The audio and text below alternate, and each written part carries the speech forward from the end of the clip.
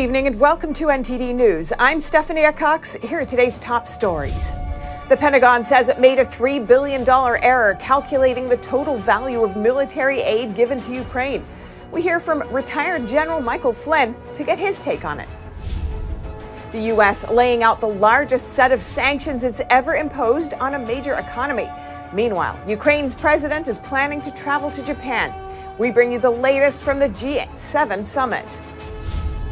Another Republican sets his sights on the presidency. Senator Tim Scott.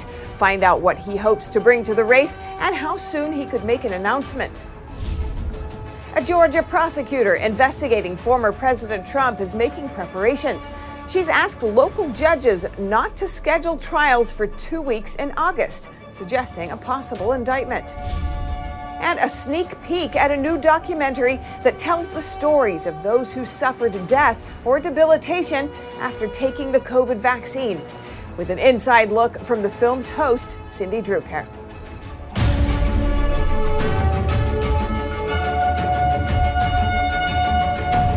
The Pentagon says it overestimated the value of the weapons it has sent to Ukraine. And the accounting error may have freed up $3 billion for additional aid to the country. NTD's Jason Perry has the details. If it was 3 million, maybe even 30 million, we wouldn't be having this conversation. But 3 billion. The Pentagon overestimated the value of the weapons it has sent to Ukraine by at least $3 billion. And this means Ukraine may soon be getting additional military aid, and this time without the approval from Congress. Retired General Michael Flynn gave his insight into the situation with the host of NTD's Capitol Report, Steve Lance. You know, the Pentagon always overestimates everything. I don't care whether it's food, ammunition, people, battlefield operations, battlefield casualties. They always overestimate. And I spoke to geopolitical analyst Kervin Alcoin, who hosts a podcast called This Week Explained, to learn more about what happened. Really what happened was the Pentagon was using the replacement cost as opposed to the net book value cost. And all that means is if you imagine buying a car and what happens as soon as you buy the car and it goes off of the car lot, the price for that car is no longer what you purchased it for.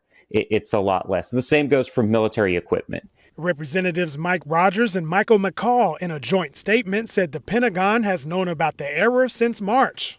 And they added this: these funds could have been used for extra supplies and weapons for the upcoming counteroffensive instead of rationing funds to last for the remainder of the fiscal year.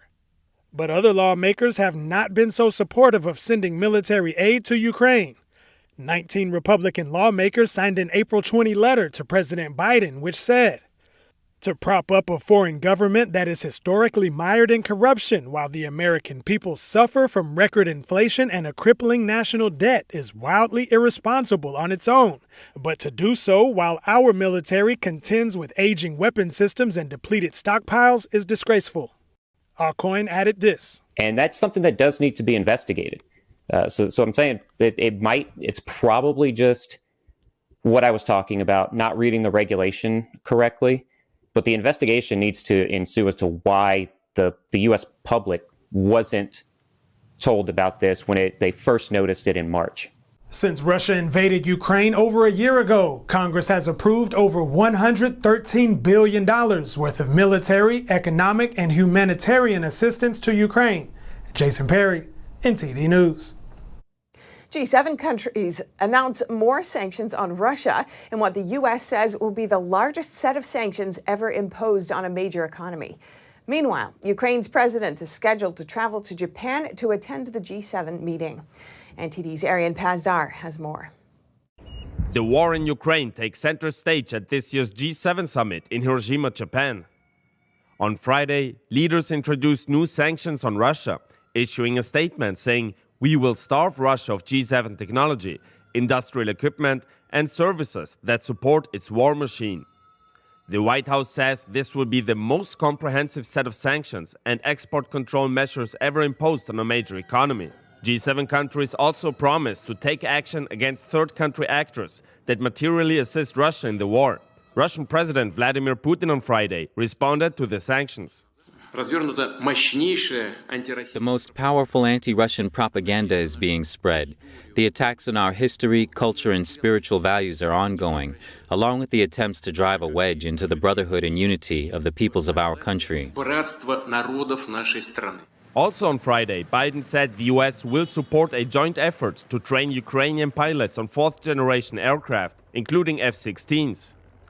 The training is expected to take place in Europe, with U.S. personnel taking part in the training. It's expected to start in the coming weeks and take several months to complete. Ukrainian President Volodymyr Zelenskyy welcomed the decision, calling it historic. A Ukrainian official on Friday announced that Zelenskyy will attend the G7 summit in Japan in person. Very important things will be decided there, and therefore the presence of our president is absolutely essential in order to defend our interests. Meanwhile, President Biden is set to meet with leaders of the Quad Alliance on Saturday. Those countries are Japan, India, Australia, and the US. The White House said in a statement that the leaders will welcome new forms of Quad cooperation on secure digital technology, submarine cables, infrastructure capacity building, and maritime domain awareness. The countries were scheduled to meet early next week after the G7 summit. However, those plans were changed because Biden plans to return to the US earlier to continue debt ceiling talks. Arian Pastar, NTD News. And on that note, Republicans are expressing discontent over the direction of debt negotiations with the White House. NTD's Melina Wisecup has more on why the high-stakes negotiations have hit a road bump. Debt ceiling negotiations are proving to be a challenging task as the White House is forced to work with House Republicans on budget mechanisms in exchange for raising the nation's $31.4 trillion debt cap. Speaker McCarthy telling reporters today that those negotiations are at a standstill because the two parties are still in disagreement over next year's spending levels. I could see the path. The White House is just, look, we can't be spending more money next year. We have to spend less than we spent the year before. It's pretty easy. Now, Republicans aim to return to the spending levels of 2022, which means cuts would be necessary. The White House admitted that these talks will be difficult because of the differences between the two parties on next year's budget. I recently asked Democrat leader Hakeem Jeffries if there's anything in that Republican plan that Democrats would be willing to accept, such as rescinding that unspent COVID money. Here's how he responded. We can have a conversation about the budget, appropriations, spending, revenue. So I don't want to get out ahead of the White House in terms of the ongoing negotiations. And this is a similar message that I got from Senate Leader Chuck Schumer earlier this week when he left that White House meeting, although he has since emphasized the need for bipartisan cooperation. And this strikes a totally different tone than what he was previously messaging. Now, this change in messaging is why Congressman Chip Roy says that the GOP should be more encouraged to hold the line. Well, right. This is what happens when you actually hold the line and fight. Okay, this is what we're trying to remind our Republican colleagues. They said 3 months ago, we're not doing anything, right? You remember that? Remember when they said, oh, we're only going to do a clean debt ceiling increase. We're not going to sit down with you guys. This is crazy. Now what are they doing? They're sitting down because, yes, of course they are. They have an obligation to do so. What are they going to offer me to buy another year of debt ceiling? That's what I want to know. Are they going to pass H.R. 2? Tell you what, let's put H.R. 2 in the deal, and I'll give them another year.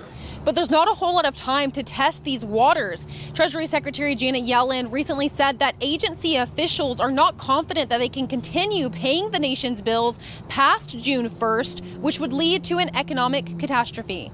Reporting in Washington, D.C., Melina Wisecup, NTD News. And in Georgia, the Atlanta prosecutor investigating former President Trump has asked local judges to clear their calendars. The move is viewed as a hint of a potential indictment. NTD's Arlene Richards has more. Fulton County District Attorney Fannie Willis sent the letter Thursday to the County Superior Court. The DA has been probing whether former President Trump or his allies illegally attempted to overturn the results of the 2020 presidential election in Georgia. She alerted the judge to her 3-week plan to give most of her staff remote work days in August. The unusual announcement comes alongside a request that local judges not schedule trials or hearings for part of that time. This latest move has raised speculation that a grand jury would unseal indictments in August. Trump's legal team asked the state court in March to throw out the special grand jury report and all testimony it relied on. They also sought to bar Willis from continuing her investigation. The team argued that the state's law on grand juries was unconstitutionally vague, saying that it was confusing, flawed, and at times blatantly unconstitutional. Willis fought back in a response to the filing, saying their request was procedurally flawed and advanced arguments that lack merit. Willis has been investigating the alleged actions for more than 2 years. Last year, she asked for a special grand jury to help strengthen her ability to compel the testimony of reluctant people. If the Georgia prosecutor announces the indictment in August, it will be the second one against Trump in less than 6 months. A Manhattan grand jury in March indicted him on 34 counts of falsifying business records to cover up alleged hush money payments to an adult film actress. The former president's mounting legal woes threaten his bid to regain the White House in 2024. Arlene Richards, NTD News. The CEO of CNN's parent company is responding after Trump appeared on a CNN town hall forum earlier this month.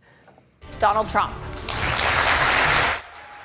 Some people, including those who work at CNN, have criticized the network for hosting an event featuring Trump. David Zaslav, the CEO of CNN's parent company, Warner Brothers Discovery, he told a media conference that CNN needs to shift from a left-leaning network in order to rebrand.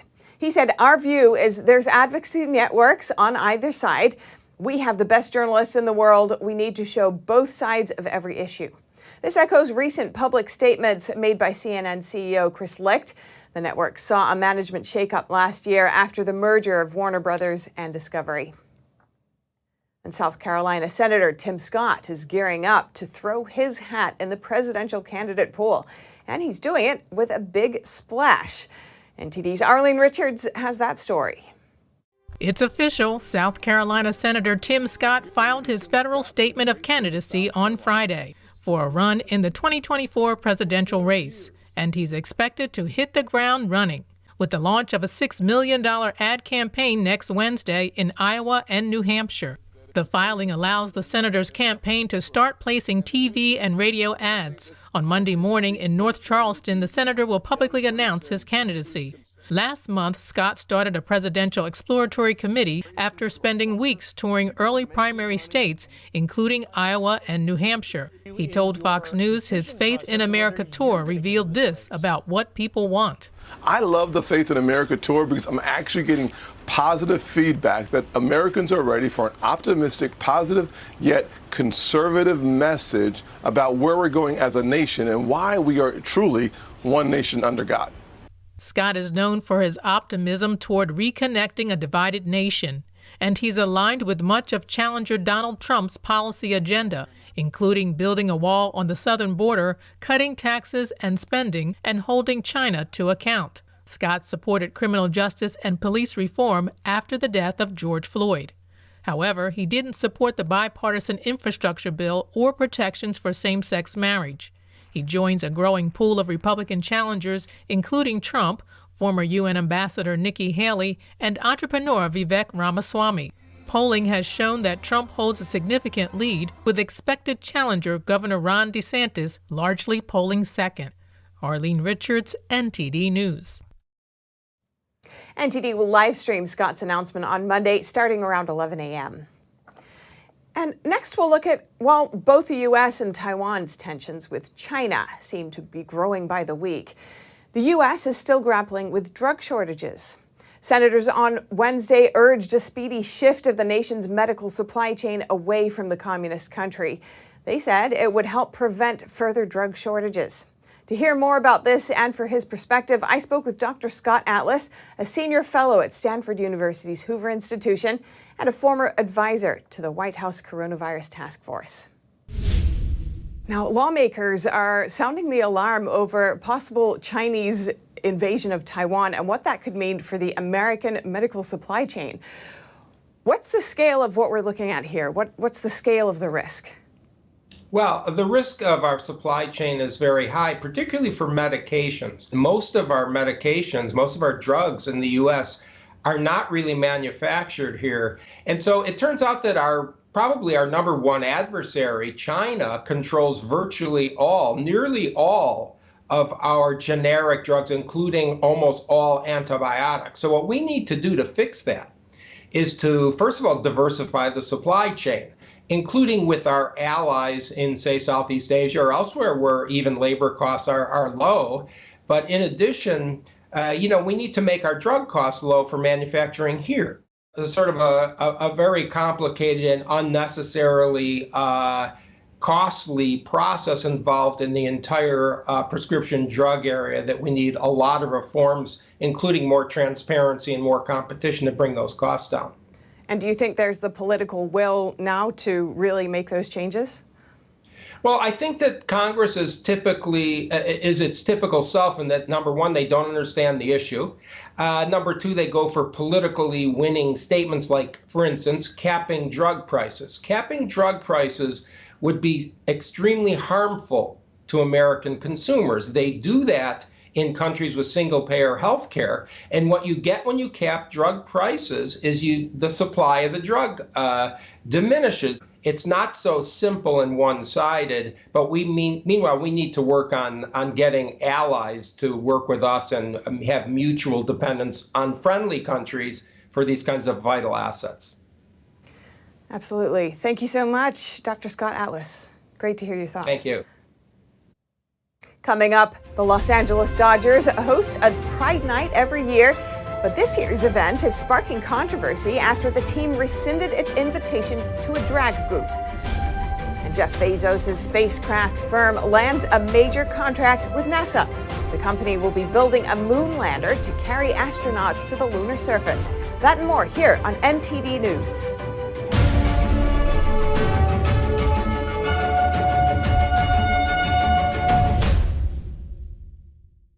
Henry Repeating Arms manufactures a line of classic American-made rifles and shotguns. With over 200 models to choose from and a wide variety of finishes and calibers, there's a Henry that's right for you. Every purchase is backed by our lifetime warranty and award-winning customer service. We invite you to order a copy of our free catalog and decals. Simply call the number on your screen or visit henryusa.com. That's henryusa.com. The streaming platform from Shenyun, featuring world-class dance, past programs, and all original music.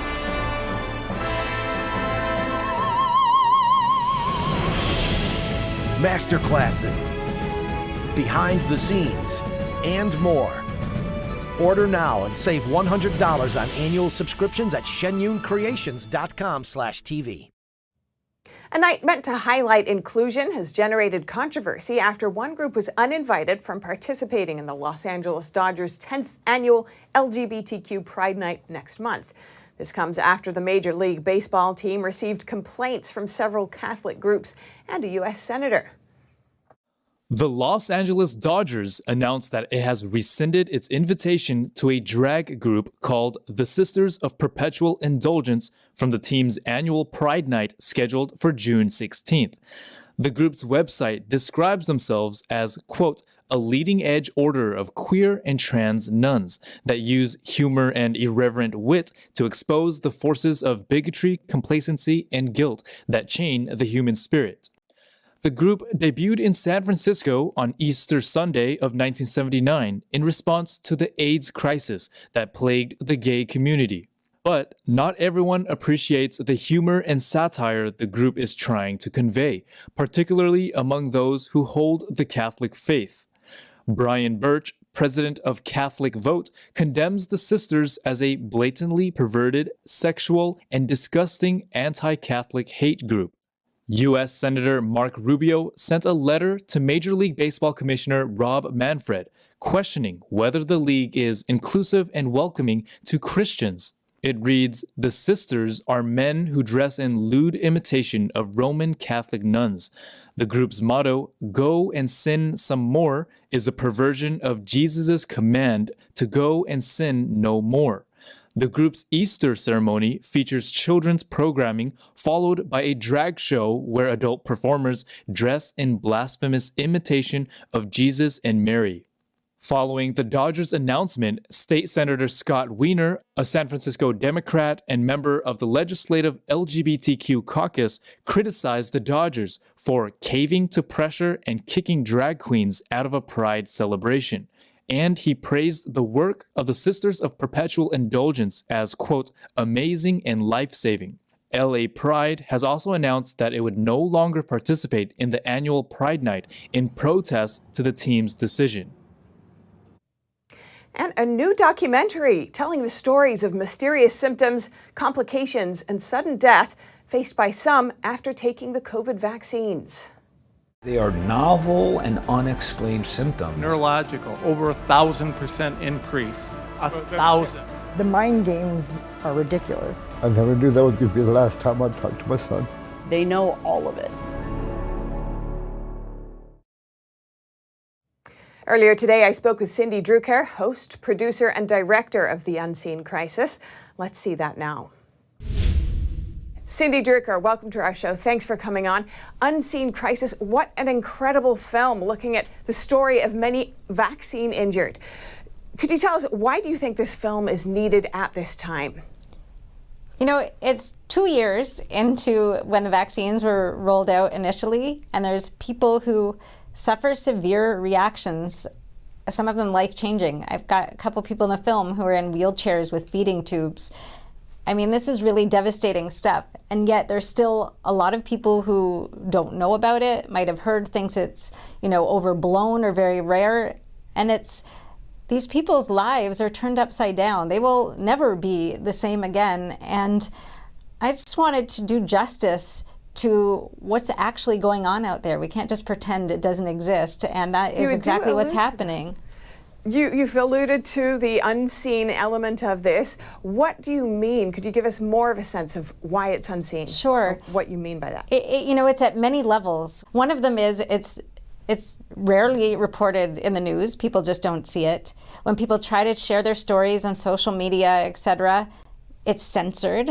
They're actually censored. A lot of that came out in the Twitter files too. The CDC, FDA, who should be informing doctors that this is a possibility, that people could have these injuries, are not doing that. Doctors who want to treat these people are getting fired from their jobs. They're getting censored. They're having their licenses threatened, and in some cases taken away. Why is it controversial? Dealing with this topic as it does, have you seen any, controversy around your own film? Well, it's just out today. So I can't say specifically, except I can tell you that just putting the trailer on YouTube, it got instantly deleted. Oh, wow.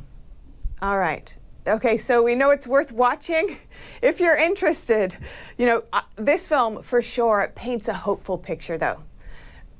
What is giving you hope? The people that I met making this film, because I encountered so much resilience and positivity and determination. If the system isn't going to help us, we're going to do it ourselves, and we're going to create support systems and, different medical systems even to treat these people. If the insurance systems aren't going to help them, they're just doing it themselves because they've seen nobody else is coming to their rescue. So they're pulling up their socks and doing it. And honestly, that was completely inspiring for me. And I hope it inspires people who watch the film too. For sure, it has inspired me. Stories of overcoming odds at all costs. Really, truly worth watching. Thank you so much, Cindy Drucker. Great to speak with you. To watch more or learn more about the Unseen Crisis vaccine stories you were never told, visit unseencrisis.com. This NTD original documentary will be premiering tonight on Epic TV at 8:30 p.m. Eastern. If you haven't already, you can subscribe to Epic TV to access this and more original documentaries, shows, movies, and other great content. And next, a ticket to the moon. Billionaire Jeff Bezos' space company won a long-desired NASA contract to send astronauts to the lunar surface. NTD's Sam Wong has the details. NASA has finally made its pick for its next Starship manufacturer.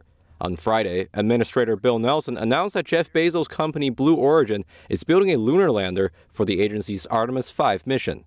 What we do on the surface of the moon is in preparation for us to go to Mars. The landing is set for 2029, and the spaceship will carry a pair of astronauts to the moon's surface.